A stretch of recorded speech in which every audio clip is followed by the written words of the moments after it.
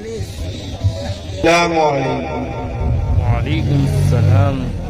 Indian and Independence Day. All praises be to Allah, the creator of the world. May the blessing and peace be upon our Prophet Muhammad sallallahu alayhi wa sallam, the head of all messengers, and upon his family and all his compromise. My dear audience and beloved brothers, today on this occasion I am going to deliver a speech on the topic of Indian Independence Day. As you very well, it's the most important day for all Indian citizens. It's the day rule. It's the British rule after many years had struggled by the great freedom fighter of India. We celebrate this day every year on 15 August. My dear audience,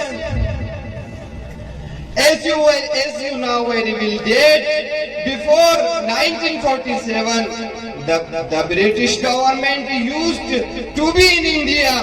The British came in India for trade purpose in 1608. Later they established the East India Company that became more powerful.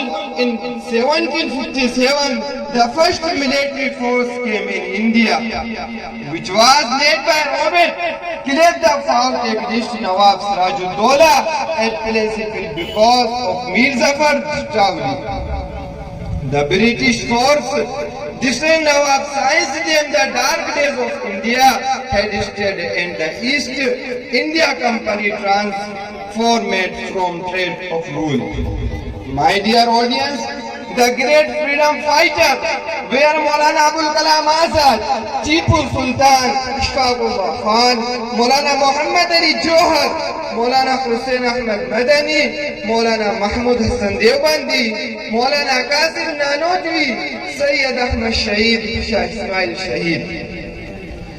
वो लोग जिन्होंने इस चमन को जीनत बख्शी, वो लोग जिन्होंने खून देकर इस चमन को जीनत बख्शी, दो चार से दुनिया वाकिफ गुमनाम न जाने कितने हैं.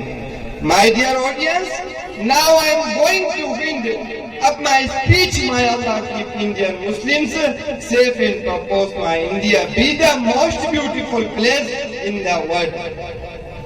न पूछो जमाने से कि क्या है हमारी कहानी, हमारी पहचान तो सिर्फ ये हम हिंदुस्तानी. The speech in mind.